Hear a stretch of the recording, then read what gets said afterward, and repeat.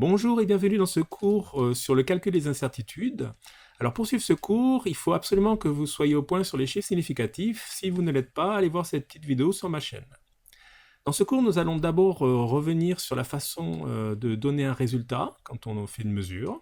Ensuite, on va parler du cas où on a plusieurs mesures, comment on s'en sort dans ce cas-là et comment on calcule l'incertitude. On va parler aussi du cas où on a une seule mesure, bien sûr, des incertitudes combinées, c'est-à-dire quand on a plusieurs incertitudes qui vont se mélanger, comment on s'en sort. Et enfin, on va terminer avec un petit contrôle qualité pour savoir si nos mesures sont précises ou pas. Alors, quand on fait une mesure en science, par exemple ici la fréquence de quelque chose qui vibre, on ne donne pas le résultat comme ceci. En fait, le résultat d'une mesure, c'est toujours un intervalle. Un intervalle donc entre un minimum et un maximum. Alors la première façon de marquer l'intervalle, c'est comme ceci. Par exemple, la fréquence est plus grande que 48,2 et plus petite que 48,8. Et souvent, on met un intervalle de confiance, c'est-à-dire qu'on est sûr à 95% que la fréquence est comprise dans cet intervalle. Voilà une première façon de donner un résultat, et cette façon est tout à fait correcte. Mais ce n'est pas celle qu'on va utiliser le plus souvent. Le plus souvent, on va écrire la fréquence est égale à la moitié de l'intervalle, donc on va chercher où est la moitié de l'intervalle. Ici, entre 48,2 et 48,8, c'est 48,5.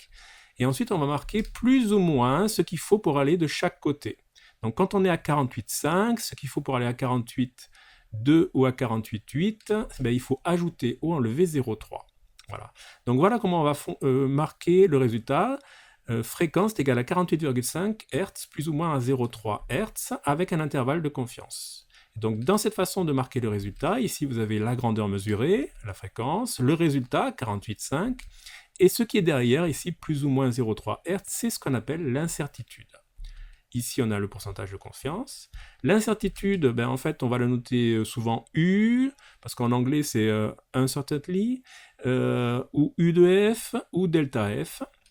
Et cette incertitude, elle est calculée en faisant pas mal d'approximations, donc on va laisser un seul chiffre significatif sur cette incertitude. Par contre, on l'arrondira toujours à l'excès. Une petite remarque avant de terminer, il faut que cette incertitude elle ait la même précision que le résultat. Par exemple ici, 48,5 et 0,3, je peux les additionner sans problème. Vous voyez que le 5 s'additionne avec le 3, il n'y a aucun problème.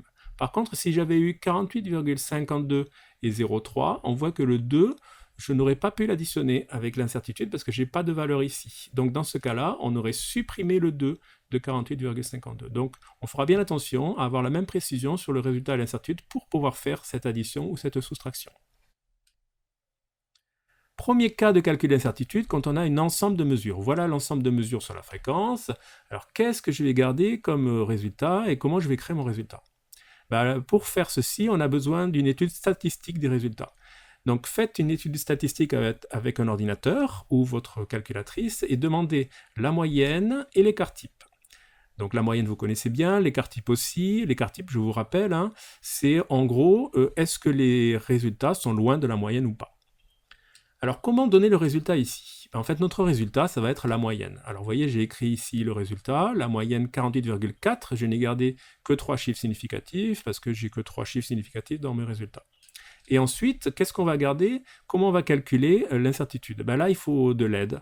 On va vous donner une formule, elle n'est pas à connaître par cœur. La formule qui vous permet de calculer l'incertitude, c'est celle-ci. Donc U, c'est l'incertitude. K, c'est une valeur qui dépend de l'intervalle de confiance. Ici, on a 95% et du nombre de mesures. Alors, ici, nous, on a 7 mesures, et donc on va prendre un K qui vaut 2,45. Sigma, c'est l'écart type. Et n, c'est le nombre de mesures, 7 mesures, donc n est égal à 7. Et donc on calcule notre incertitude comme ceci, vous voyez, voilà ce que me donne la machine à calculer. Ensuite, j'arrondis à l'excès à un seul chiffre significatif, et donc mon incertitude, c'est 0,2 Hz à 95%. Et donc, je vais pouvoir écrire mon résultat comme ceci. La fréquence est de 48,4 Hz, c'est-à-dire la moyenne, plus ou moins 0,2 Hz à 95%. Dans le cas où on fait une seule mesure, par exemple ici, on va mesurer la température à l'aide de ce thermomètre. Et le résultat, il est facile à écrire en fait. Ici, on lit le mieux possible, c'est entre 13 et 14, donc on va mettre 13,5. Mais l'incertitude, c'est quoi? Pareil, on va vous donner une formule, elle n'est pas à connaître par cœur. L'incertitude ici pour un intervalle de confiance à 95%, elle est ici. Et vous voyez qu'elle dépend de la graduation. La graduation ici, c'est 1 degré, donc je vais mettre 1 degré ici. Je vais calculer ceci avec ma machine à calculer. Voici ce que me donne ma machine à calculer. J'arrondis à un seul chiffre significatif à l'excès, donc je vais arrondir à 0,6. Voilà mon résultat, 13,5 degrés plus ou moins 0,6 degrés à 95%. Un deuxième exemple avec une lecture sur un multimètre. Par exemple ici, vous voyez que la lecture est assez simple, c'est 9,64 volts. Et pour l'incertitude, toujours pareil, on vous donne la formule. La formule dépend de ce qu'on appelle la précision de l'appareil. Donc là, il faut aller voir dans la notice de l'appareil. Et dans la notice, on va voir ça. 0,1% de la valeur plus 2 digits. Donc 0,1% de la valeur, c'est 0,1% de 9,64. Et 1 digit, en fait, c'est 1 sur le dernier chiffre qui est affiché. Donc 2 digits, on va rajouter 2 sur le dernier chiffre qui est affiché. Donc vous voyez ici, ça va faire 0,02. Donc on rajoute 0,02. On calcule ça, on met dans la formule de l'incertitude, on prend la machine à calculer et on arrondit à un seul chiffre significatif à l'excès. Donc le résultat, et on va l'écrire comme ceci. Vous voyez, l'incertitude, c'est 0,04 volts à 95%.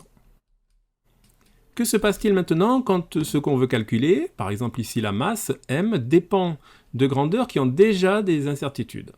Alors ici, vous voyez, m est égal à p divisé par g. J'ai mesuré p, j'ai mesuré g, je connais tout, hein, les résultats et les incertitudes sur p et g.